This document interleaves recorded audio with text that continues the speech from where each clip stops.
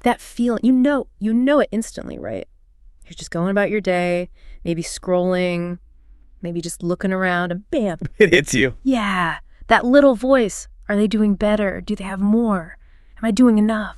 It's that measuring stick we pull out constantly. And it's stressful. Sometimes it's just this low hum of anxiety. Other times it's, well, really intense. It's definitely a human thing, comparing ourselves. It's baked in, you could say. But modern life, especially the online world, it's just turbocharged it. Right. Made it potentially way more damaging. Exactly. And that's exactly what we're diving into today. We've got this stack of research articles, basically a deep look into the whole psychology of comparison. And what they're showing us, well, one paper calls it the dark side of this habit. Yeah. So our mission today, we want to unpack what these sources say about the downsides of comparing all the time. But not just stay there. We really want to explore the other side, too, the practices like self-acceptance, gratitude, things the materials suggest can help us shift focus. And actually live more fully, right? Not just measure up. Precisely. Moving away from the measuring stick. Okay, let's get into it. Where does this whole comparison thing even come from, psychologically speaking? The sources point back quite a way, don't they? They do. Back to 1954, actually. Leon Festinger and his social comparison theory. Festinger. Okay, what was the core idea there?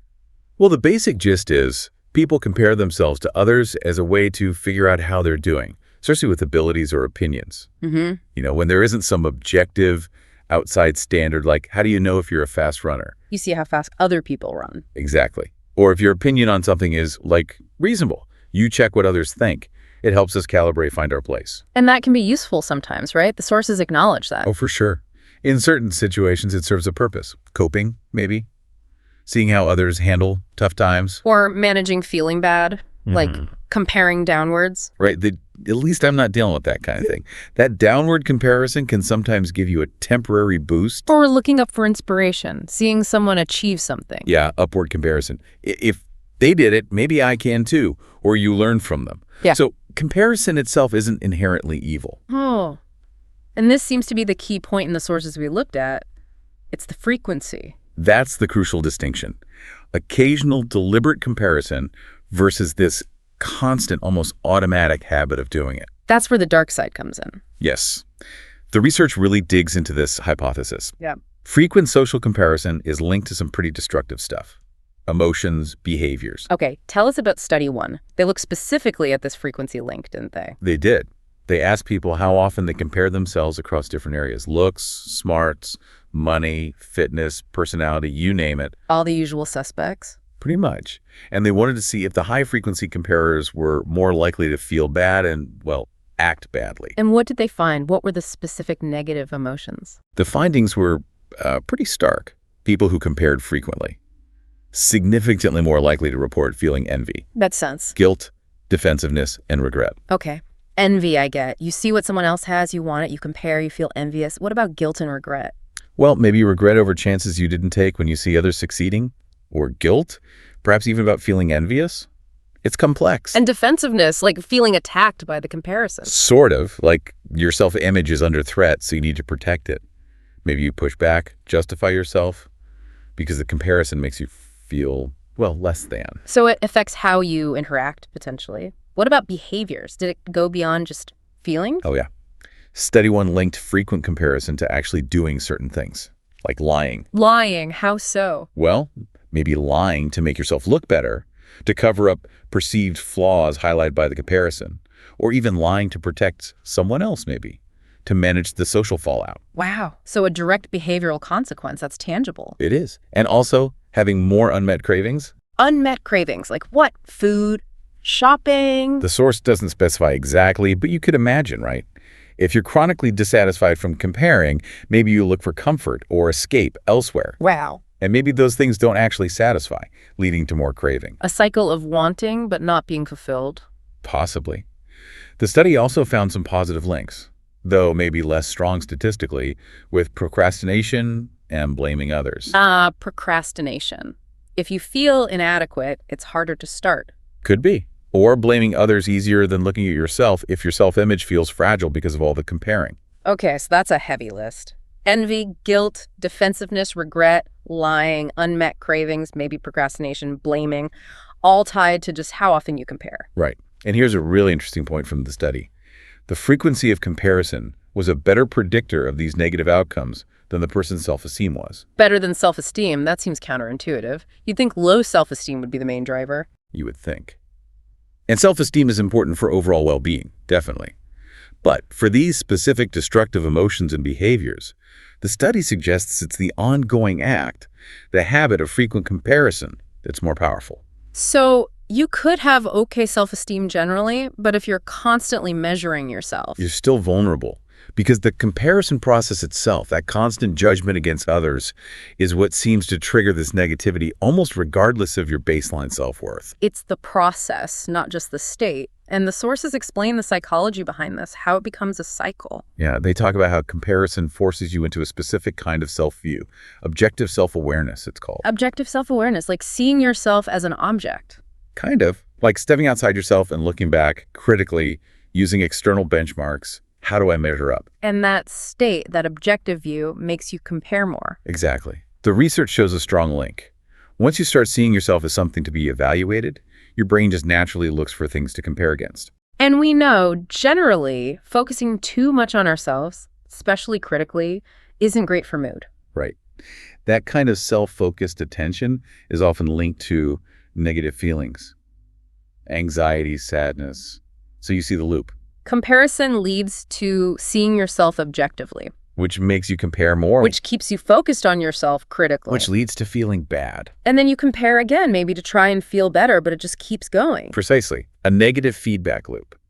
The sources call it a potential path to chronic dissatisfaction. You're just stuck evaluating, often unfavorably. And there's this idea of mindlessness, too. Yeah, like you just automatically accept the verdict of the comparison. They're better, I'm worse. You don't stop to question it or think, wait, does this comparison even make sense? Is my worth really based on this? You just absorb the hit. Right. And over time, the sources suggest you can become dependent on this. Like you need to feel better than or equal to others based on these external comparisons just to feel okay about yourself. Your well-being gets tied completely to how you stack up externally. Wow. It's a precarious way to live. Okay, so this is impacting individuals deeply, but it doesn't stop there, does it? Study 2 looked at how this comparison habit plays out between groups. Yeah, they took it beyond personal feelings. They looked at police officers, measured their frequency of social comparison, just like in the first study. Okay. Then they looked at how these officers rated their own group, the police, compared to another group, security guards. Security guards. Okay, similar field, different roles. Makes sense as a comparison. What about bias? A clear link. Officers who reported comparing themselves frequently in their personal lives showed significantly more in-group bias. Meaning they rated their own group, the police, more favorably? Yes, much more favorably than they rated security guards, specifically on traits relevant to their jobs. Like what kind of traits? Things like intelligence, professionalism, being involved in important safety issues, concern for doing the job well, concern for community safety. High comparers consistently rated police higher on these. And the officers who didn't compare as much? Much less bias. They rated police and security guards more similarly on most things. Interestingly, they even showed a slight outgroup bias on one trait, volunteerism rating security guards higher there. That's a really clear difference. It shows how a personal mental habit can spill over into group perceptions. Absolutely. It shapes how you see us versus them. Did study 2 find anything else? Yes, it also looked at job satisfaction and found that frequent social comparison negatively predicted it. So the more officers compared themselves generally, the less happy they were with their jobs. That's what the data showed. It fits with that chronic dissatisfaction idea, but in a work context. And again, across both studies, the frequency of comparison was the key factor, more so than self-esteem. That was the consistent finding. Whether looking at destructive emotions or in-group bias or job satisfaction, how often people compared was the stronger predictor. It really hammers home that the habit itself is a powerful driver of negative outcomes. Okay, that paints a pretty clear picture of the psychological downsides. Now, let's bring this right into 2024. Because there's one place where this comparison engine is running hotter than ever. I mean, social media. Obvious. Yeah, the sources point to it as the modern arena for comparison, and they say it ramps it up in all the worst ways. It really does, because what you see online, It's not reality, is it? Not even close. It's the highlight reel. Exactly. The best photo out of 50, the edited vacation pics, the perfect-looking family moment, the career triumphs, it's all curated, idealized personas. So you're comparing your everyday, behind-the-scenes reality to someone else's polished public performance. An impossible comparison. Sure. And this idea of context collapse comes into play, too. The context collapse. Yeah, like online, you often have one profile for everyone, your boss, your grandma, your friends. So there's pressure to maintain this single, often overly positive, acceptable persona. Leading to massive self-editing. Right. Carefully picking what to share, how to phrase things, which just adds to the artificial perfection everyone else is seeing and comparing themselves against. It feels like a giant performance where everyone's trying to look like they have it all figured out. And this isn't just making us feel temporarily bad. The sources link it to broader mental health trends, don't they? They do. And again, it's correlation, not necessarily proven direct causation in all cases, but the patterns are worrying. You see rising rates of anxiety and depression, especially in young people, happening alongside the explosion of social media and smartphones.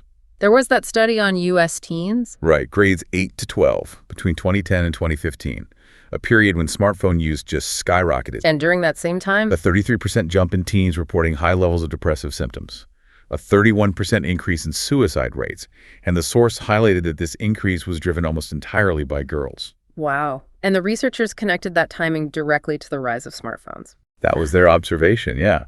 And you saw related trends, like more students needing college counseling, mainly for anxiety and depression. Another big study in JAMA Psychiatry found teens spending over 3 hours a day on social media had a much higher risk for mental health issues. Specifically, internalizing problems. What falls under that? That stuff turned inward. So anxiety, depression, yes, but also suicidal thoughts, negative self-image, loneliness. Fits perfectly with the potential impact of relentless, often negative social comparison. It's like it feeds those internal struggles.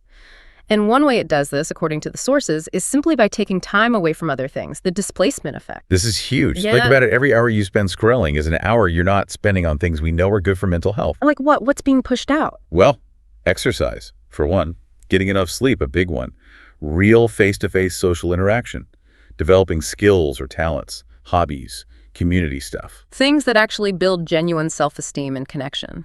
Exactly. Things that build you up from the inside. Social media gives you that quick hit, that little dopamine burst from a like or a comment. Feels good for a second. That for a second. But the sources say it's addicting without being satisfying. It hooks you, but it doesn't deeply nourish you like real-world engagement does. And sleep. You mentioned sleep. The sources really detail how badly social media can mess with our sleep. It's a major casualty. Multiple reasons. The blue light from screens messes with melatonin, the sleep hormone. Makes it harder to fall asleep. Yep. Plus, just spending hours scrolling cuts into your sleep time directly. Then there's the psychological stuff. FOMO, fear of missing out. Gotta check one last time. Right. Anxiety about missing something keeps you glued. Your brain stays wired, stimulated when it should be winding down. And the emotional roller coaster online. Arguments, envy right before bed. Terrible for sleep. Excitement, anxiety, frustration all disrupt your ability to drift off. And notifications waking you up. Forget about quality sleep. The sources cited studies linking heavy use to poor sleep. Clear correlations. And that stat, about 60% of teens checking phones in the hour before bed and getting about an hour less sleep. That's huge. An hour less sleep consistently, that impacts everything. Mood, focus, emotional control. Absolutely. It's a massive hidden cost. Yeah. And beyond sleep and internal feelings, the online world can also encourage some pretty negative behaviors directly. Like what? Well, the focus on the self can breed narcissism, right?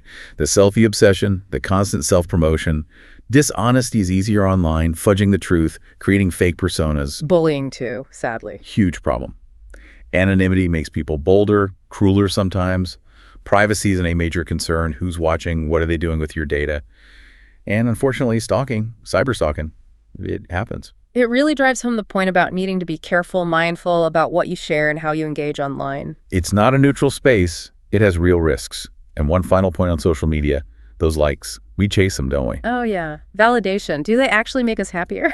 Not in any deep or lasting way, according to the research mentioned. Getting likes didn't really lift people's moods long-term or help when they felt down. It's that fleeting hit again. Superficial. Doesn't build real self-worth. Okay. So we've really explored the dark side. Frequent comparison, supercharged by social media, leads to negative feelings, bad habits, poor sleep, even warped group views. It's a lot. It is heavy. Yeah. But the sources don't leave us there. They pivot. They offer real tools, practices to fight back, to cultivate something better. To cultivate living fully, what does that mean according to this material? It's about shifting the focus inward. Not measuring yourself against the outside, but building richness from within. Key ideas are things like presence actually being in your life right now. Not lost in comparison land. Exactly. Also, gratitude, holistic well-being, mind, body, spirit, generosity, positivity, finding meaning and purpose. These are the building blocks. And where do we start? The sources seem to highlight one attitude as absolutely crucial, maybe the most important for mental health. Self-acceptance. Self-acceptance. Define that again, based on the sources. It's pretty radical. It means acknowledging all of yourself, strengths, weaknesses, skills, flaws, successes, mistakes, and accepting that whole package without harsh overall judgment. Accepting yourself no matter what. That's the key phrase. Regardless of criticism, failure, how you look, whether you met expectations, you accept yourself unconditionally. That feels like the bedrock. And calling it the most important attitude? That's bold. It's presented that way because it allows everything else positive to grow. And crucially, it's not about accepting bad behavior. Right. It doesn't mean being passive or complacent. No, quite the opposite. The sources argue that if you accept yourself fundamentally, you can look at your unhelpful behaviors more honestly and realistically without your entire self-worth feeling threatened. That actually makes it easier to change them. Because a mistake doesn't mean you're fundamentally flawed. Precisely. It separates your worth from your actions. And it's different from self-esteem, right? Self-esteem is often conditional. It's based on evaluation. I like myself because I did well or because I measure up. It can fluctuate wildly. Self-acceptance is unconditional. It's just, I accept myself. Period. More stable. And the alternative, the danger, is self-depreciation. Yes. That's when one mistake, one criticism, lead you to label your entire self negatively. I'm a total failure. I'm useless. The sources say this is illogical overgeneralization. One bad grade doesn't make you stupid. One failed project doesn't make you incompetent. Exactly. It ignores all the other parts of you. Right. But it's a common trap. And the sources state clearly it's a direct cause of depression and anxiety. But the good news, it's changeable. It's changeable because you have the power to choose self-acceptance. It's a conscious decision or practice. Okay, so how do we practice? What are the keys the sources give for strengthening this? First, really drill down on distinguishing between failing at something and being a failure. Your behavior isn't your identity. You messed up that thing. You are not the mess up. That shift is huge. It is. Second, really internalize that other people's opinions are just opinions, not facts about your worth. Remember the example. If someone calls you garbage, does that make it true? No. It reflects on them, maybe, but not on your inherent value. Exactly. Third, actively notice and value your positive qualities. Skills, strengths, kindness, whatever. We tend to focus on flaws. Make a conscious effort to see the good stuff too. Remind yourself. Balance the internal books, so to speak. Fourth, practice self-accepting self-talk. This is active work. When you catch the negative thoughts, counter them. Use phrases like the one suggested. I accept myself no matter what. I prefer approval, but I don't need it to accept myself. Mistakes happen. I accept myself while learning from them. Like reprogramming your inner voice. That's exactly it. And fifth, that fantastic analogy, the fruit basket. Ah, yes. Tell us the fruit basket again. It's so good. Okay, picture a big basket of fruit. Lots of good stuff, ripe apples, juicy pears, but maybe there's one bruised banana, one rotten orange. Okay. Would you look at that single rotten orange and declare the entire basket worthless? Of course not. That's silly. There's still tons of good fruit. Right. The basket is you. The fruits are your traits, actions, good and bad. The rotten orange is the mistake, the flaw, the criticism. Rating your entire self as bad because of a few negative parts is just as illogical as trashing the whole fruit basket. It makes the irrationality so clear. Such a great visual. It really is. And the sources emphasize this self-acceptance thing. It doesn't usually come naturally. We need to practice it, train it, because the default is often self-criticism and comparison. It's a skill to build. Okay, so self-acceptance is foundational. What's another major practice the sources push for living fully? Gratitude. Cultivating an attitude of gratitude. Which feels like the perfect antidote to envy, right? It really does. Gratitude is defined as affirming the good things you have, the benefits you've received, and recognizing where they came from. often from others. And the benefits are huge, according to the sources. Massive. Yeah. Better mental well-being, stronger relationships, but also physical health improvements, immune system, sleep, even less pain, and it can actually help rewire your brain. Rewire the brain. Okay. Okay. How, and more importantly, how do we do gratitude? The list of practices was really detailed. So many ways in. Start simple. Just notice your thank yous. Make them mean something. Feel the gratitude behind the words. Instead of just automatic politeness. Exactly. Another big one, the gratitude journal. But with specific tips, right? Yeah, like be specific, go deep rather than just listing stuff. Focus on people. Right. And that subtraction technique. Think about what life would be like without something good. Really makes you appreciate it now. Creates contrast. Yeah. Also, see things as gifts, savor surprises, write regularly, but maybe not every day, like 1-3 times a week. Might keep it feeling fresh, prevent it from becoming a chore. Avoid gratitude burnout. What else? Use your senses. Pause and notice things you appreciate, seeing, smelling, hearing, touching. Remember tough times to appreciate the good now. For relationships, ask those 3 questions. What have I received? Given? What troubles have I caused? That fosters a balanced view. And share your gratitude. Tell people. Write a note. It strengthens bonds incredibly. Use visual reminders. Make a vow to practice. Watch your language use words like gift, blessing. Even just going through the motions like smiling when you say thanks can help trigger the feeling. That's a whole toolbox. How does this rewire the brain, scientifically speaking? Well, practicing gratitude activates brain areas involved in pleasure, social bonding, regulating emotions. It seems to calm the stress response, maybe encourage more rest and digest nervous system activity. And potentially links to natural opioids. Yeah, the mu-opioid system, involved in bonding and pain relief. Consistent practice might strengthen these pathways.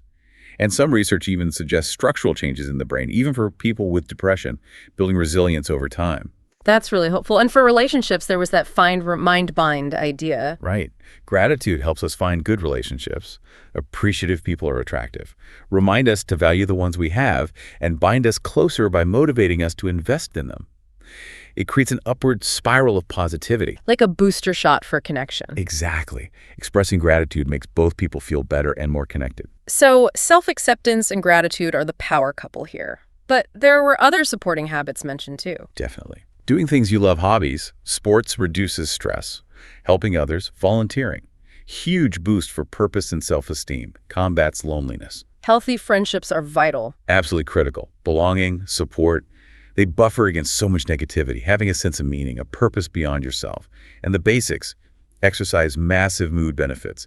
Healthy eating impacts brain chemistry.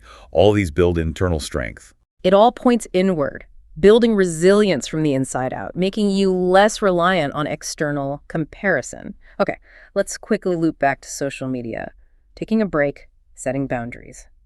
It's not about punishment. No, it's framed as an opportunity, a chance to reset, regain control of your attention, practice building that internal worth without the constant comparison noise, and then figure out a healthier way to engage with tech moving forward, using it intentionally, not letting it use you. This has been incredibly insightful. We've seen how that constant comparison habit, especially fueled by social media, can really trap us. And cycles of negativity, yeah. Dissatisfaction, envy, anxiety. But the big takeaway from these sources is agency.